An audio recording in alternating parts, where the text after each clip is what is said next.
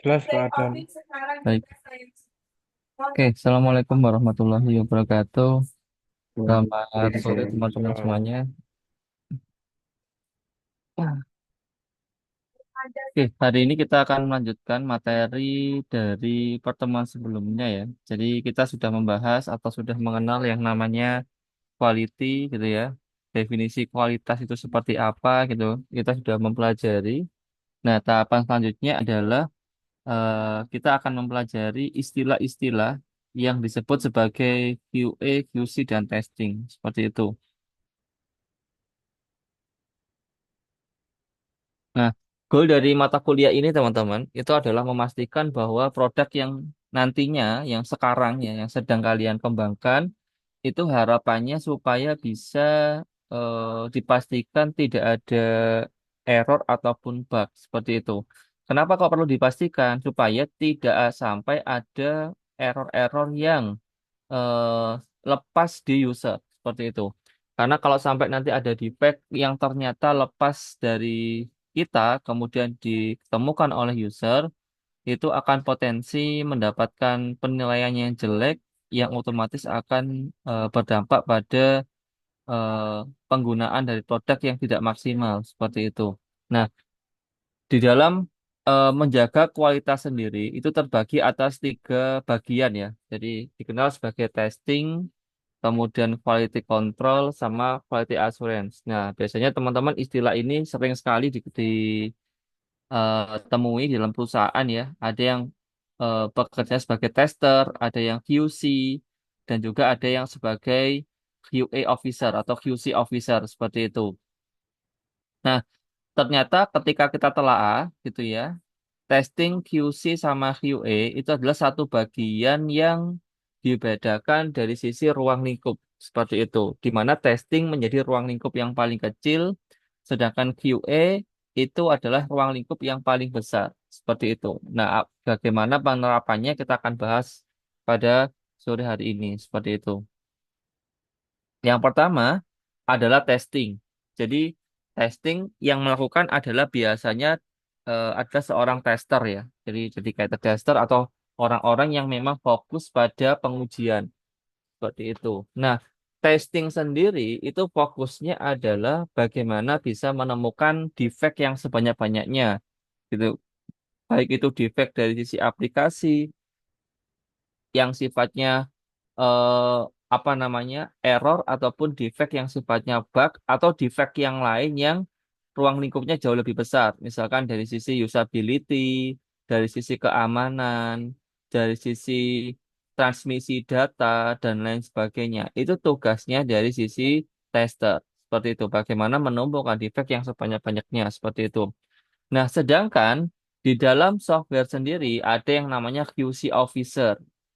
Bagaimana QC officer gitu, bagaimana upaya dalam membersihkan produk dari waste gitu ya. Biasanya akan mengikuti standar-standar yang sudah ada ditentukan. Seperti kalau di dalam bahasa pemrograman ya, itu ada yang namanya clean code. Kalau di desain ada law of UX dan lain sebagainya gitu ya. Nah, termasuk teman-teman QA, QC dan testing ini itu juga banyak diterapkan ya non software juga sangat banyak gitu ya. Non software juga sangat banyak gitu ya. Bahkan produk-produk yang kita tahu gitu ya, yang sifatnya mungkin produk-produk yang khusus atau dikonsumsi oleh manusia, itu biasanya ada QC dan QA-nya. Bahkan yang non manusia itu juga ada yang QC dan ada bagian QC dan testingnya, QC dan QA-nya sendiri gitu ya. Apa contohnya smartphone? Smartphone itu pasti ada testingnya, ada QC-nya, ada QA-nya. Seperti itu. Testingnya di bagian mana? Ya menguji apakah komponen-komponennya ya itu bisa bekerja dengan maksimal, gitu ya. Bisa bekerja sebagaimana seharusnya. Apakah tidak terjadi bug ketika ada kondisi-kondisi yang anomali? Nah, itu tugasnya testing. Kalau dalam smartphone, apa QC-nya? Misalkan komponen itu harus ya disusun dengan standar apa gitu ya.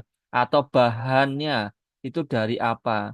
Bagaimana cara menyusun supaya produk itu kedap air gitu ya. Mungkin bahannya pakai bahan yang ada unsur karetnya atau mungkin ada unsur apa supaya bisa tahan air kemudian memiliki military grade yang sesuai dengan yang diharapkan. Itu contohnya QC, seperti itu. Nah, sedangkan QA itu adalah upaya bagaimana mencapai kepuasan user dengan memastikan produk yang mengandung value. Jadi kalau QA itu adalah ruang lingkup yang paling besar, gitu ya. Dia mungkin QA ini headmasternya dalam penjaminan kualitas, seperti itu. Nah, di dalam QA ini, goalnya adalah bagaimana mereka merespon, gitu ya, feedback-feedback yang diberikan oleh pengguna untuk dikaji, gitu ya, dan juga dianalisa apakah ada hal-hal yang perlu ditingkatkan dari sisi kualitas produk itu sendiri, gitu ya. Goalnya adalah dari QA memastikan bahwa produk yang sudah dijadikan atau yang sudah diproduksi itu memberikan manfaat yang sebesar-besarnya kepada pengguna. Selain manfaat juga em, apa namanya manfaat itu bisa dirasakan positifnya oleh para pengguna gitu ya, sehingga mereka atau pengguna bisa merasa puas. Nah, itu QA. Nah, di sini QA ini ya tugasnya besar sekali gitu ya. Kalau misalkan produk itu sampai tidak dirasakan manfaatnya gitu ya, itu ya mereka akan bertanggung jawab penuh. Contoh gitu ya, pentingnya adanya QA gitu ya. Kalau teman-teman tahu gitu, dulu itu ada atau sekarang sampai sekarang itu ada sandal namanya Crocs gitu ya. Sandal Crocs itu diambil dari kalau dilihat dari katanya itu sebenarnya sandal itu diambil dari analoginya buaya gitu ya. Kemudian ada awalnya dulu Crocs itu eh, desainnya cukup sederhana sekali gitu ya. Di mana ya pada umumnya seperti sandal selop gitu ya. Tapi mereka dengan desain yang seperti itu gitu ya. Nah, dari situ ternyata setelah diproduksi massal gitu ya, harapannya penjualan supaya maksimal, ternyata di tahun pertama Crocs itu mengalami kerugian sampai belasan atau puluhan miliar gitu ya. Kenapa? Karena produknya nggak ada yang laku gitu. Kenapa kok nggak laku ya? Karena dirasa oleh masyarakat itu adalah sandalnya biasa aja, B aja gitu ya, biasa aja sandalnya. Dan tidak ada sesuatu yang spesial dari sandal yang dinamakan Crocs ini. Sehingga mereka mengalami kerugian karena penjualan yang tidak cukup signifikan. Gitu ya. Nah, dari situ mereka mulai menggali respon masyarakat. Gitu ya. Kenapa? Kenapa kok mereka menganggap biasa saja? Gitu ya. Kenapa kok masyarakat banyak yang tidak mau membeli sandal ini? Padahal mereka sudah melakukan pengujian, mereka sudah memastikan bahwa bahannya itu awet gitu ya. Kenapa kok masyarakat nggak puas gitu ya? Nah, akhirnya didapatlah sejumlah respon gitu ya. Entah berapa ratus atau berapa ribu respon dari seluruh dunia yang intinya adalah desain dari Crocs itu sendiri itu terasa tidak ada yang spesial. Desain di sini itu dari sisi adalah apa ya keindahan ya keindahan estetika yang dirasa kurang maksimal. Nah, dari situ mulailah mereka melakukan studi banding gitu ya, melakukan penjajakan pada beberapa merek sandal yang lainnya untuk melihat gitu ya, bagaimana sih orang-orang ini dalam mendesain sebuah sandal yang dirasa estetikanya bisa maksimal. Dan tentunya ketika estetikanya maksimal gitu ya, otomatis orang akan bangga menggunakan dan juga merasakan kenyamanannya seperti itu. Nah, dari situlah mereka mendapatkan jawaban. Oh, ternyata gitu ya. Sandal saya itu terlalu standar gitu ya. Warnanya juga warna-warna yang cukup membosankan. Nah, sehingga sejak saat itu Crocs memberikan inovasi atau mencoba menginovasi sandalnya gitu ya. Yang awalnya standar, mereka tarik semuanya sandal itu kemudian dilakukan inovasi dengan cara dibuatkan desain yang bagus. Mungkin selain desain dari sisi estetika gambar, itu juga dari sisi desain sandalnya sendiri gitu ya. Entah ditambahin ada apa kayak jambul-jambulan gitu ya bahasa Jawanya gitu ya. Atau mungkin ada apa gitu sehingga orang itu lebih tertarik buat melihat dan juga membeli bahkan menggunakan. Nah, benar gitu ya setelah dilakukan apa namanya adaptasi produk, dikembangkan produknya, akhirnya teman-teman ya di tahun ketiga gitu ya setelah produksi desain dan lain sebagainya terjadi, kemudian diproduksi massal kembali, mereka meraup untung yang sangat besar bahkan bisa menutupi kerugian yang terjadi pada periode sebelumnya gitu ya. Nah, ini pentingnya orang harus mau membaca atau mendengarkan feedback ya, apapun gitu ya. Anda jualan apapun harus mau mendengarkan feedback gitu ya. Kalau Anda memproduksi atau menjual produk apapun kemudian tidak mau dan tidak berkenan mendengarkan feedback, maka tinggal menunggu waktu saja kapan usaha Anda akan gulung tikar gitu ya. Itu kuncinya di sana. Makanya kalau kalian melihat gitu ya, banyak perusahaan-perusahaan atau bahkan UMKM gitu ya, mulai dari tingkat bawah sampai tingkat tinggi, tingkat menengah sampai tingkat atas gitu ya. Dimana kalau yang sustain, yang bisa berkepanjangan, yang bisa apa namanya bertahan lama, itu biasanya orang-orang yang eh, ibarat kata itu welcome terhadap sebuah perubahan atau welcome terhadap sebuah saran, kritik dan saran gitu. Meskipun disampaikan dengan cara yang sopan ataupun disampaikan dengan cara yang kurang sopan seperti itu. Kurang sopan maksudnya mungkin kata-katanya ya sedikit menyakitkan hati, mereka welcome gitu dan menjadikan itu sebagai sebuah feedback dan dianalisa gitu ya. Ketika memang valid dilakukan, tidak valid tidak dilakukan seperti itu. Di tempat saya ini selain tadi ya cerita Crocs itu ada beberapa eh, apa namanya orang UMKM ya jualan nasi goreng mie goreng gitu ya, ini mas masa makanan ya, menyenangkan sekali kalau puasa itu bahas masalah makanan gitu. Itu mereka dia itu eh, orang yang jualan makanan nasi goreng ini itu sustain. Di sisi lain banyak sekali orang yang suka sama makanannya gitu, padahal gitu ya, kalau dibandingkan dengan yang lainnya itu ya biasa aja itu maksudnya ya sudah gitu, maksudnya ya nggak nothing special lah gitu. Nah, ternyata ketika saya diskusi atau ngobrol-ngobrol gitu, Pak, anu ya, ruami banget nih ya jualan eh, apa namanya nasi gorengnya gitu. Kok banyak juga inovasi-inovasi baru kayak contoh dulu itu nasi goreng nggak ada yang namanya nasi goreng pedas, sekarang ada pedas gitu ya, ada versi lomboknya. Dulu itu nggak ada kerupuk-kerupukan, sekarang itu setiap pembelian pasti ada kerupuknya gitu ya. Kemudian dulu nggak ada apa, sekarang sudah ada apa gitu ya. Jawabannya gini, iya Mas, aku loh bisa ada kerupuk, bisa ada variasi kayak gini, kayak gitu dan lain sebagainya. Itu yo karena ada ini permintaan dari pengguna gitu ya. Mereka mengkritik dan memberi saran gitu. Misalkan, Pak, sego sampean ki enak gitu. Sayangnya no sing kurang kerupuk. Nah gitu ya. Kadang ya harus cari dulu, jadi agak repot gitu. Biasanya orang lebih seneng kalau beli kerupuk. Nah, sama dia divalidasi gitu. Bener nggak sih? Kalau nasi goreng sama kerupuk itu enak. Oh, ternyata enak sih gitu ya. Nah, pertanyaan yang kedua, berapa harga kerupuk? Masih masuk nggak dengan harga yang sekian? Oh, ternyata masuk nih gitu ya. Dinaikkan 1.000, tapi dikasih kerupuk. Ternyata masih untung banyak. Oke, lanjut gitu ya. Kemudian yang kedua, Pak, aku suka nasi gorengmu, tapi variannya nggak ada yang pedas. Jadi aku kayaknya kalau makan sama lombok itu nggak nyaman gitu. Pengennya yang langsung disatukan dengan nasinya gitu, misalkan kayak gitu ya. Nah, dari itu mereka lihat, oh ternyata mangsa pasar sambal untuk campuran makanan ini juga cukup tinggi gitu ya. Karena orang biasanya mie goreng gitu ya, minta agak pedas sedikit atau nasi goreng minta agak pedas sedikit ya, sama mereka bisa ditambahin gitu ya produk apa sambalnya. Nah, di situ contoh bahwa bagi orang-orang yang tahu bahwa pelanggan itu adalah sesuatu yang berharga, mereka akan selalu menantikan feedback. Nah, feedback inilah yang menjadikan mereka bisa sustain sampai saat ini. Bahkan yang lainnya sepi gitu ya, yang lainnya sambat ya, mereka sambat gitu ya. Si orang ini gitu ya, itu bisa bersyukur gitu ya. Alhamdulillah Mas, rame Mas jam 12 gitu, berangkat jam 5 sore, jam 12 sudah habis gitu ya. Biasanya kalau dulu itu sampai jam 2 setengah 3, sekarang jam 12 sudah habis. Nah, ini luar biasa gitu ya. Jadi dengan mendengarkan orang yang mendengarkan feedback dari pengguna itu membuat mereka tetap bertahan di gemparnya sekarang gitu ya, di persaingan saat ini dan juga bisa terus membuat orang-orang yang beli kepada mereka itu merasa puas seperti itu.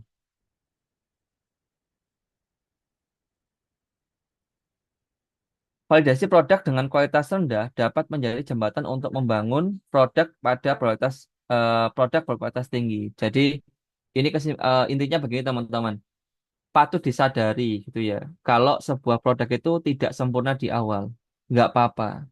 Tapi yang terpenting adalah orang itu mau belajar, orang itu mau berkembang, dan orang itu senantiasa mau menerima feedback yang diberikan oleh penggunanya gitu.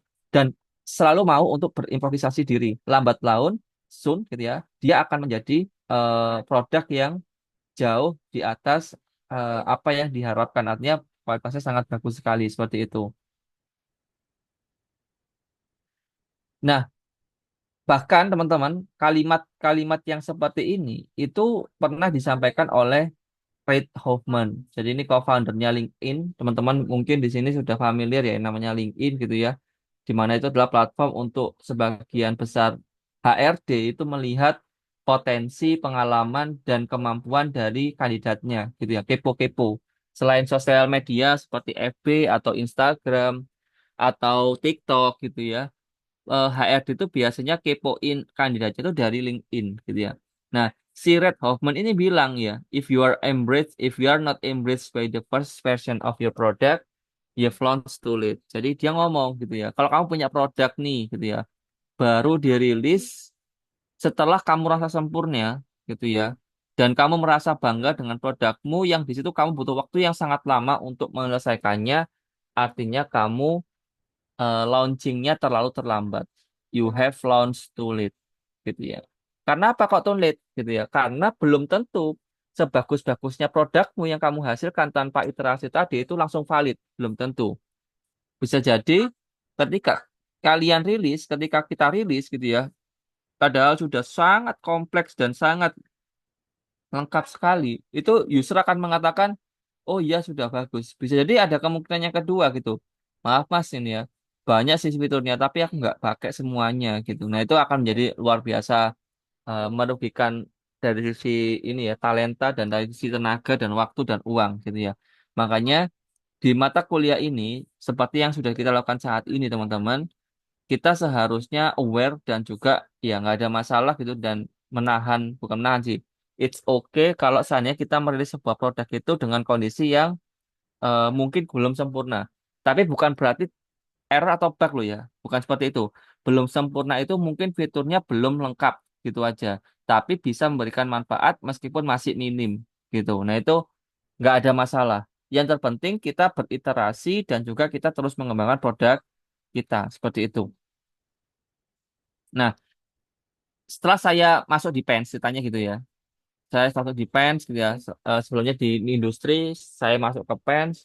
Saya baru tahu ternyata kualitas dari sebuah produk, khususnya yang ada di software, itu ternyata kita ada acuan yang terbukti, baik di tingkat nasional ataupun internasional. Namanya McCall Quality Model yang ada di depan layar Anda, gitu ya.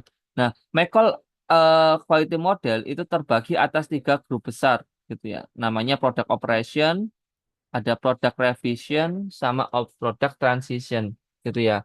Nah, alur pembelajarannya atau alur pengembangannya dimulai dari product operation dulu. Jadi ada level satu ini, di sini ada level satu, level 2, ada level 3, ada level 4. Nah, itu bentuk gitu ya. Ini ya, level satu, level 2, level 3. Nah, ini adalah alurnya.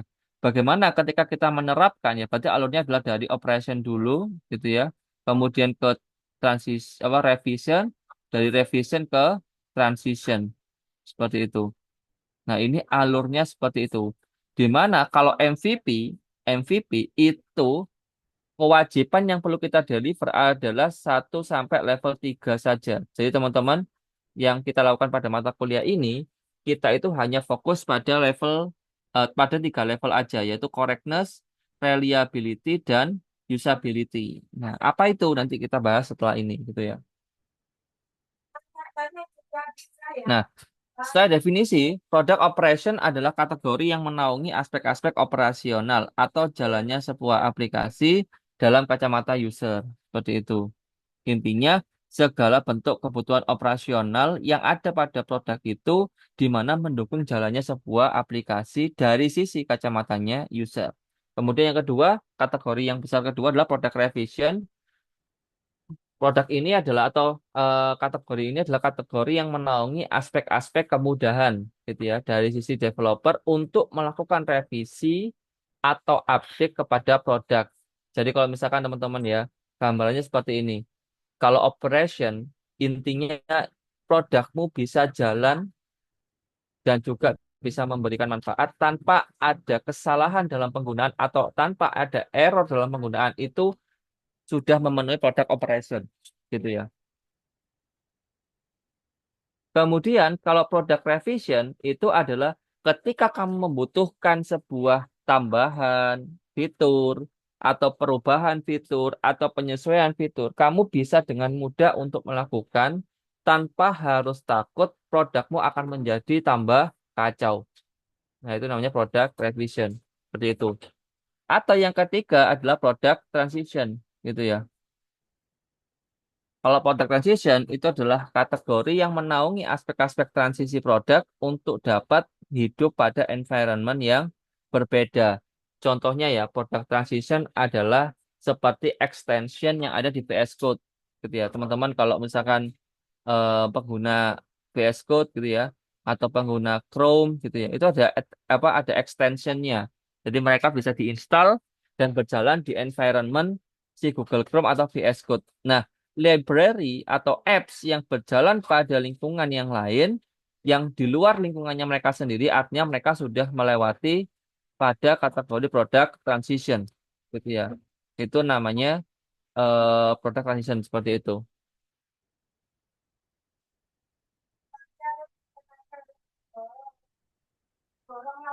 Oke, yang pertama, correctness atau functionality. Gitu ya. Correctness atau functionality adalah aspek yang menggambarkan berjalannya fungsional dasar dengan flow ideal dari sebuah produk. Misalnya, sebuah aplikasi kalkulator dapat menghasilkan output yang tepat saat diinputkan input yang tepat. Nah, di sini kuncinya teman-teman, kalau correctness adalah inputannya benar, outputnya juga harus benar. Gitu ya. Inputannya benar, outputnya juga harus benar. Contoh yang kedua, pembelian barang melalui e-commerce dapat berjalan dengan lancar saat flow pembelian diikuti dengan cara yang benar, gitu ya. Yang ketiga, aplikasi simulasi kosmetik berbasis augmented reality yang secara tepat mengeluarkan filter lipstick dengan tepat di bibir atau filter eyeshadow tepat di mata, gitu ya. Kalau sekarang ya, teman-teman kalau misalkan tahu gitu ya, ada orang sekarang kan banyak ya filter-filter Snapchat gitu ya atau filter-filter di TikTok atau di mana bahwa mereka bisa merubah wajah yang masuk di kamera itu dengan bentuk yang lain. Sekarang kalau yang sekarang ya mungkin dikasih make up atau dikasih perubahan efek apa gitu ya. Itu namanya kalau sampai bisa dalam arti dimasukkan wajah kemudian bisa bisa muncul gitu ya. Itu namanya adalah correctness. Artinya berhasil melewati masa correctness atau melewati standar kualitas correctness seperti itu. Tapi kalau seandainya wajahnya sudah dimasuk ini gitu ya, sudah dideteksi di kamera dan sudah muncul di kamera, tapi filternya nggak jalan, filternya nggak muncul, artinya berarti dia mengalami sebuah kegagalan namanya error gitu ya. Jadi error itu adalah sebuah defect yang ditemukan di level correctness seperti itu. Ini perlu digarisbawahi ya.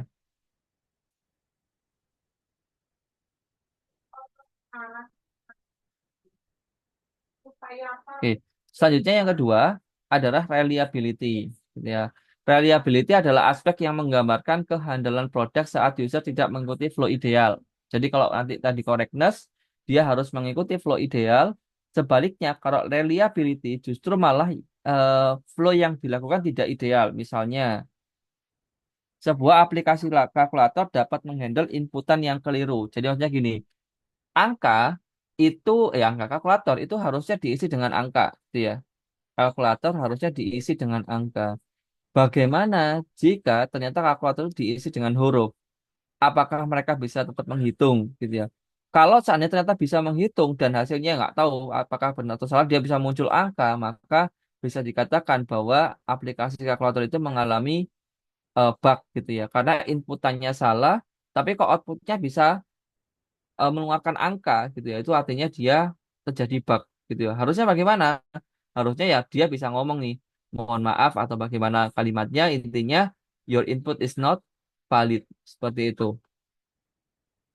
Yang kedua, aplikasi e-commerce dapat memberikan respon-respon yang sepastinya gitu ya. saat flow pembelian tidak berjalan dengan lancar, misalnya pembayaran terlambat, koneksi internet yang buruk dan lain sebagainya. Jadi kalau misalkan di e-commerce ya biasanya tiba-tiba apa namanya internetnya putus padahal mau pembayaran gitu.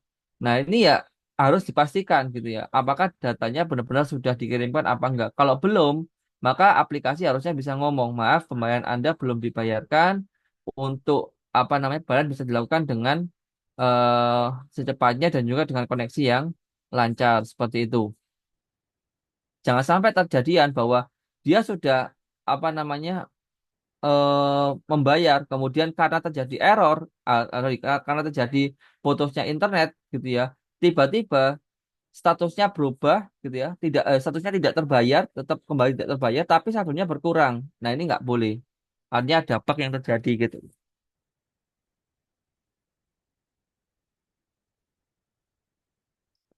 Sorry. Aplikasi simulasi kosmetik berbasis augmented reality yang dapat membedakan antara wajah manusia dengan objek-objek yang lain. Nah, ini cukup menarik ya. Jadi, beberapa waktu ya akhir-akhir ini ya, bulan-bulan ini tuh sering ada muncul atau bahkan tahun kemarin tuh ya, sering ada muncul video reelsnya orang-orang gitu ya. Mereka niatnya video dirinya sendiri dengan mendeteksi wajahnya gitu ya, deteksi wajahnya. Kemudian dari detektor itu dia bisa ngomong tuh detektornya, kamu umurnya kisaran berapa sih gitu ya. Kemudian lagi senyum, lagi sedih, apa lagi marah gitu ya. Ya bisa menunjukkan seperti itu. Nah, ternyata ketika dia lagi streaming gitu ya, lagi nge-capture wajahnya itu yang dirasa sudah akurat, tiba-tiba di bagian belakangnya dia gitu ya, yang mungkin agak jauh sekitar 2 sampai 3 meter di belakang ada pintu masuk gitu ya. Tiba-tiba muncul filternya tuh, dak gitu ya. Nah, filternya tuh ngeri gitu. Filternya tuh jalan masalahnya gitu ya. Jadi kalau misalkan si objek yang dideteksi sebagai wajah tadi bergerak, trackernya juga ikut bergerak dan mengerikannya adalah dia bilang bahwa si yang bersangkutan tadi yang ditemukan di dalam ruangan tadi itu usianya di atas 200 tahun loh. Mengerikan nggak sih? Kemudian dia ekspresinya marah gitu ya. Wah, luar biasa ya. Orang-orang yang mungkin nggak tahu itu valid apa enggak gitu ya, ada makhluk gaib apa enggak ya bisa apa namanya merinding gitu. Mau nggak ada apa-apa kok tiba dideteksi. Nah itu kalau kejadian seperti itu namanya adalah bug seperti itu.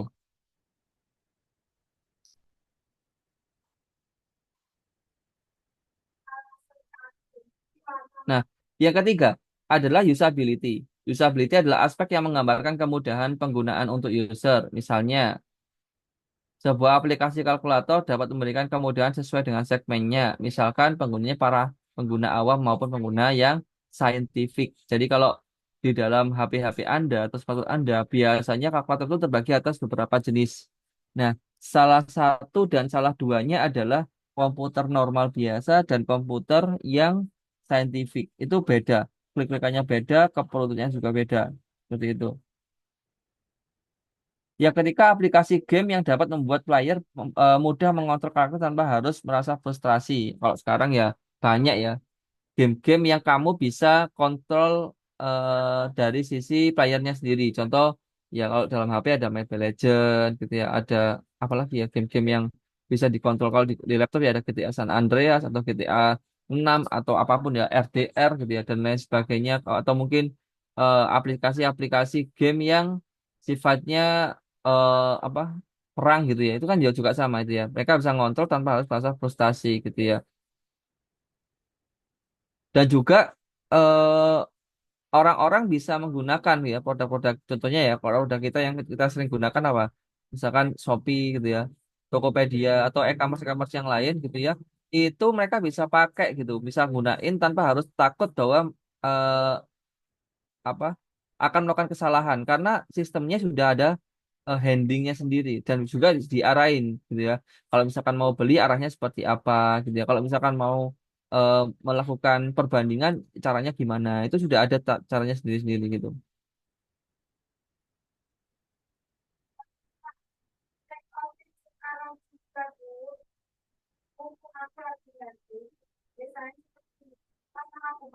Nah, itu tadi 3 poin yang nantinya kita coba dalamin ya untuk masalah correctness sampai ke usability seperti itu.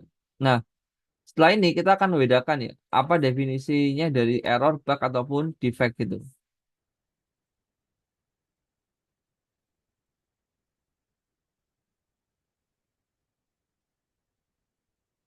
Sorry.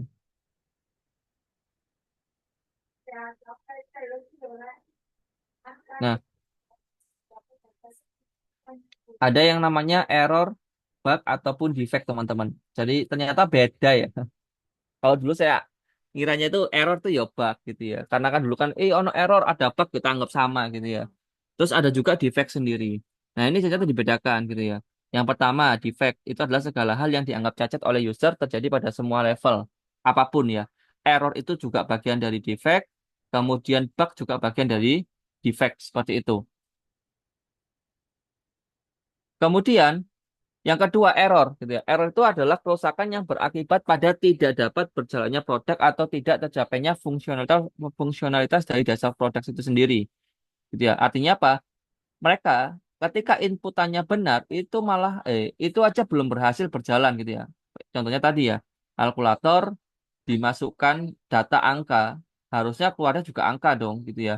Ternyata nggak keluar apa-apa, bahkan aplikasinya crash, berarti itu error gitu ya. Nah, ada beberapa jenis error ya, ada syntax error, compilation error, runtime error, dan juga logic error dan lain sebagainya. Terjadi pada level satu yaitu correctness. Yang kedua adalah bug gitu ya. Dari error ada bug. Bug itu adalah kecacatan yang terjadi di luar domain ideal fungsionalitas yang tadi gitu ya. Inputannya gitu. Kalkulator di input harusnya apa? Angka gitu ya. Tapi di input yang tidak angka, huruf gitu ya, yang di hour sama dia. Apa outputnya ya? Bisa jadi harusnya kalkulator tuh bisa ngomong tuh, sorry ya, inputannya salah tuh, gitu ya. Jadi nggak ada hasilnya. Harusnya seperti itu. Tapi kalau keluarnya ternyata angka atau keluar yang lainnya yang tidak masuk akal gitu ya, itu artinya ada bug di sana. Karena inputannya salah, harusnya outputnya adalah semacam pemberitahuan. Tapi kalau misalkan munculnya sama-sama angka atau munculnya yang sesuatu yang bisa dihasilkan, nggak error gitu ya, nggak terjadi apa kegagalan sistem, artinya itu adalah bug seperti itu. Harusnya bagaimana ya? Harusnya ada informasi bahwa mohon maaf, input yang dimasukkan tidak valid seperti itu. Nah, contoh ini, contoh error bug defect gitu ya. Error gitu ya. Inputannya 1,10. Ini adalah aplikasi untuk generate huruf ya. Sorry, generate prima, sorry, generate prima ya. Generate prima yang dimasukkan adalah batasnya, gitu ya, batas bawah dan batas atas. Contoh error 1 sampai 10. Outputnya seharusnya berapa? 2, 3, 5, 7 gitu ya. Ternyata output yang terjadi adalah 1 sampai 10. Nanti itu error gitu ya. Karena inputannya benar tapi outputnya salah gitu ya. Atau bahkan ampli tidak bisa berjalan. Itu namanya error gitu ya. Yang kedua adalah bug gitu ya. Kalau bug misalkan inputannya harusnya angka tuh diisi halo atau diisi kalimat yang lain. Kemudian ternyata output yang seharusnya harusnya apa? Ada pesan, mohon maaf, inputnya salah gitu ya.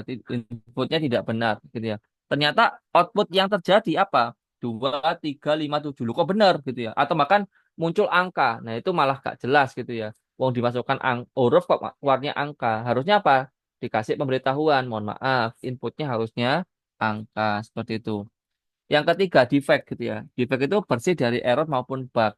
Namun bisa juga masuk dalam kata user kesulitan menggunakannya atau tidak aman dari pembajakan atau terlalu lambat dalam menghasilkan output. Misalnya untuk input 1 sampai 10.000. Ternyata karena komputasi di komputernya cukup rendah, itu membutuhkan waktu yang lama. Nah, ini juga termasuk bagian dari defect karena membuat orang menjadi tidak nyaman dalam menggunakan. Seperti itu. Nah, ini contoh ya, konsep domain atau input ideal gitu ya, seperti ini. Jadi harapannya adalah eh, ketika kita sudah menentukan sebuah spesifik input, maka dipastikan ketika spesifik input itu dilakukan, outputnya harusnya sesuai gitu ya. Kalau mereka mengisikan di luar spesifik input yang sudah ditentukan, maka harusnya diberikan pemberitahuan atau responnya ya pemberitahuan ya informasi bahwa inputannya salah seperti itu. Contoh error bug dan defect ya dari aplikasi yang dinamakan SimHive. SimHive itu aplikasi platform imersif ya. Contohnya gini, error gitu ya. Errornya adalah ketika di input W, outputnya itu seharusnya adalah karakter maju ke depan gitu ya. Tapi yang terjadi adalah loncat-loncat atau bahkan karakter tidak berjalan atau aplikasi crash gitu ya. Kemudian input gitu ya. Contohnya bug adalah input menekan tombol escape gitu ya. Seharusnya apa yang terjadi? Nggak terjadi apa-apa, escape nggak ada efek ke sistem. Ternyata ketika di tombol escape munculnya adalah karakternya berjalan. Berarti ini bug gitu ya. Defect gitu ya. Maka kalau defect ya user kesulitan, halaman tidak aman dari pembajakan atau lag saat menjalankan aplikasi. Jadi kalau SimHappy itu kan aplikasinya 3D ya. Jadi kalau seandainya laptopnya nggak kuat atau speknya rendah, itu biasanya lemot banget gitu ya. Ngeload aja, membaca datanya aja itu berat banget gitu ya. Belum ditampilkan padahal gitu ya. Apalagi kalau sudah ditampilkan, luar biasa. Makanya kalau di dalam chip itu ada yang namanya versi light. Versi light itu hanya untuk orang-orang yang punya laptop atau device dengan spesifikasi yang rendah. Seperti itu. Ini contoh yang lain ya. Oke, teman-teman, untuk materi sore hari ini saya rasa cukupkan dulu ya. Jadi nggak banyak memang untuk materinya. Nah, ada beberapa hal yang perlu saya sampaikan ya. Kalau dari sini ada nggak yang mau bertanya dulu berkaitan dengan QA, QC dan testing beserta defect dan juga error bug?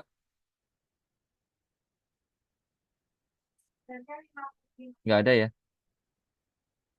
Saya akan menyampaikan berkaitan dengan PPL ya. Jadi saya tadi sudah sampaikan per hari ini tadi saya sempat memberikan report ya ke teman-teman PO bahwa eh, apa namanya, ada beberapa hal yang saya melihat belum ada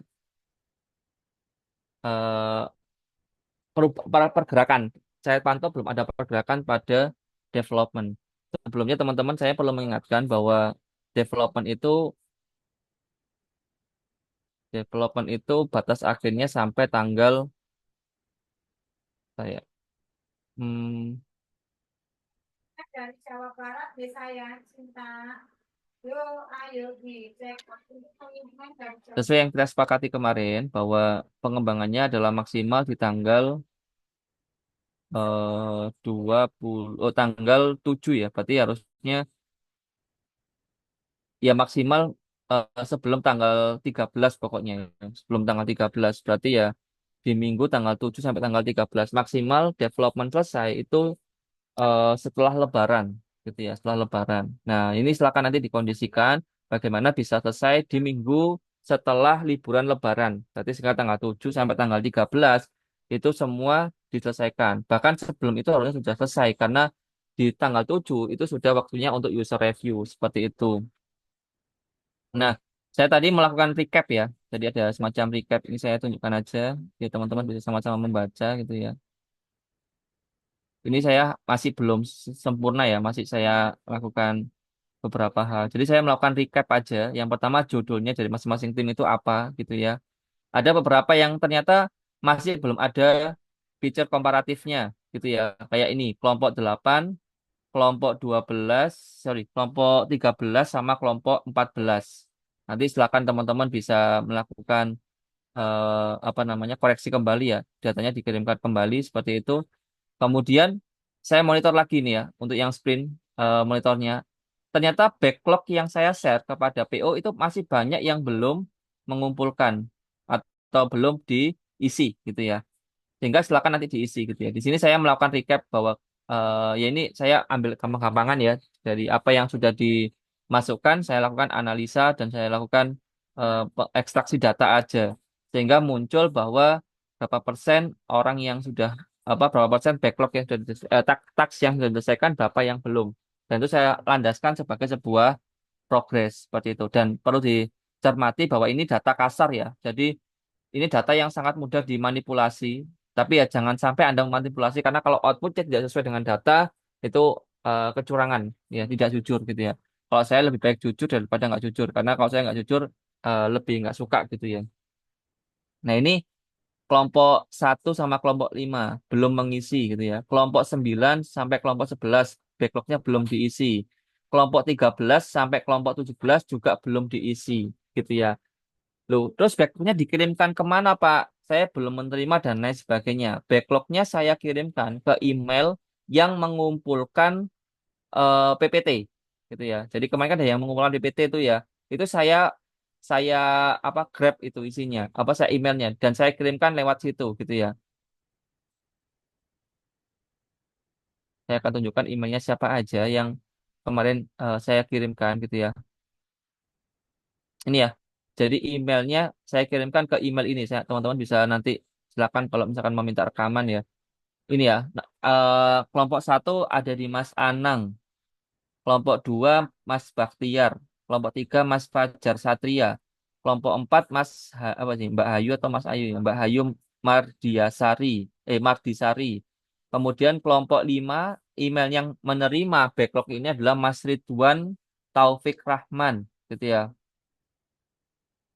Kemudian kelompok 6 di Mas Theodor Rafael ya. Kelompok 7 Hanif Mukorobin. Kelompok 8 Raizen 12021. Kelompok 9 Wandi. Kelompok 10 Mas Ragel. Kelompok 11 Mas Eka. Kelompok 12 Mas Chandra. Kelompok 13 Mas Muhammad Tara. Kelompok 14 Mas Diki. Kelompok 15 eh, Mas Erva ya, Mas Erva atau Mbak Erva ini saya lupa tahu ya, Kakak Erva. Kelompok 16 Mbak Fatma Mustika Sari, kelompok 17 Mas Riz Ramadan ya, Riz Ramadan. Nah, ini yang mendapatkan email gitu ya, yang mendapatkan email. Jadi teman-teman silakan dicek emailnya gitu ya. Sudah saya kirimkan backlognya, silakan diisi. Nah, setelah diisi nanti baru akan muncul di bagian recap yang saya tunjukkan tadi gitu ya. Yang diisi apa? Diisi adalah sheet-nya, ada dua sheet ya. Ada yang namanya sheet product backlog, ada sprint satu. Dua-duanya perlu diisi, gitu ya. Dua-duanya perlu diisi. Saya akan tunjukkan ya.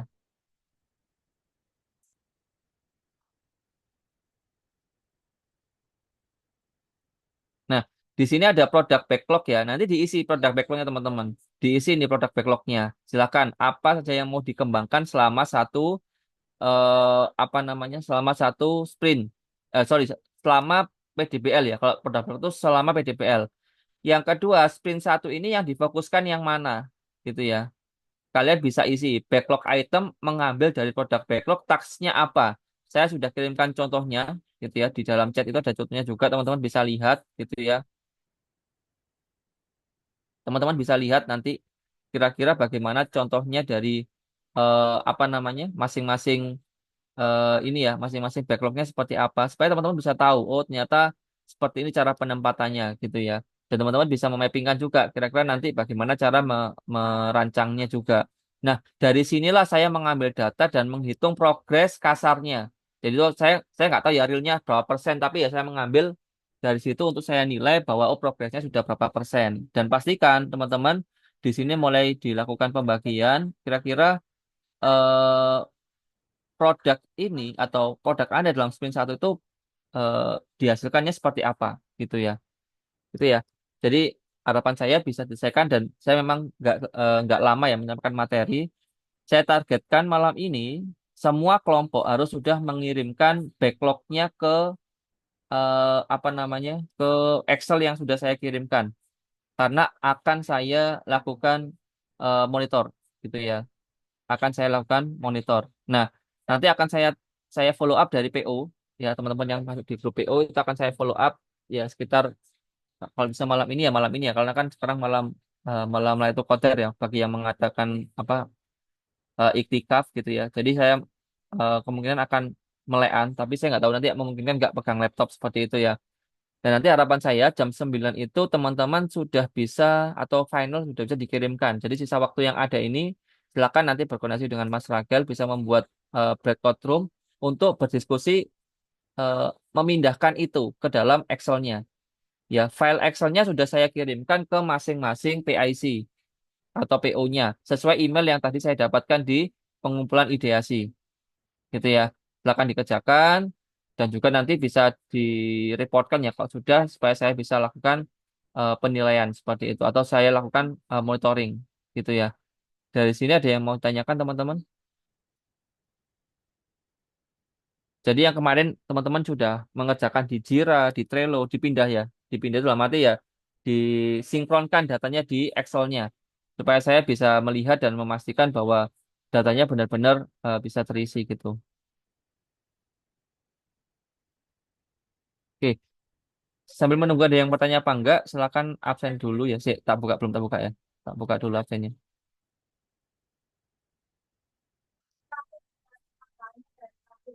Yang aku pakai juga dari kartun saya cinta. Terus ada organ cinta. Hmm, Ayo kakak cinta. Nanti payment sekarang, ayo payment. Payment sekarang juga. Bukan traveling. Karena satu akun harus tembus baik, satu. silakan absen dulu ya, di Etol. Oke, jika tidak ada pertanyaan teman-teman, silakan diselesaikan ya untuk backlognya. Saya tunggu maksimal malam ini jam 9. Dan juga teman-teman yang mungkin merasa tadi yang saya sampaikan ya, ada PPT ideation dulu, ada yang kurang, itu bisa dilengkapi ya. Kalau ideation saya tunggu ya paling nggak hari inilah, masih 2359 ini bisa diselesaikan gitu ya. Karena hanya menambahkan komparatif aja. Kalaupun nanti misalkan eh, butuh waktu tambahan, ya silakan diselesaikan paling tidak setelah sprint 1 bisa saya lihat hasilnya gitu. Gitu ya. Jangan sampai menunggu lama-lama, saran saya segera dikumpulkan tadi kelompok-kelompok yang belum ada feature comparison-nya ya. Tadi kelompok Yo sayangku kakak kira. kelompok 8, kelompok 13 sama 14 tidak ada feature comparison-nya, silakan dilengkapi biar saya bisa melihat kira-kira perbedaannya di bagian mana. Seperti itu. Oke teman-teman, itu aja dari saya untuk hari ini. Silakan presensi bagi yang belum. Sisa waktunya silakan dimanfaatkan untuk kerja kelompok ya. Pembagian tugas dan juga menyelesaikan backlog yang sudah saya sampaikan tadi. Harapannya supaya saya bisa segera melakukan monitoring terhadap sprint yang Anda lakukan. Seperti itu. Karena di sini yang saya lihat yang masih mengisi itu eh, masih 5 ya. Tapi yang kelompok 11 sprintnya sebenarnya belum diisi sepertinya. Asal pegang yang aku pegang ini warna apa warna san. Jadi saya Oke. kasih Ya, sudah diisi tapi masih belum berprogres ya. Nah, itu silakan diisikan bagi yang sudah ya sudah, bagi yang belum supaya nanti bisa dimonitor. Oke, itu aja untuk saya teman-teman untuk sore ini. Mohon maaf jika ada kekurangan. Silakan digunakan untuk kerja kelompok. Nanti bisa berkoordinasi dengan masyarakat kalau memang butuh breakout room gitu ya, supaya nanti bisa maksimal. Saya akhiri. Assalamualaikum warahmatullahi wabarakatuh. Waalaikumsalam warahmatullahi wabarakatuh. Waalaikumsalam warahmatullahi wabarakatuh. Waalaikumsalam warahmatullahi Sampai jumpa wabarakatuh. Terima kasih. dan sore.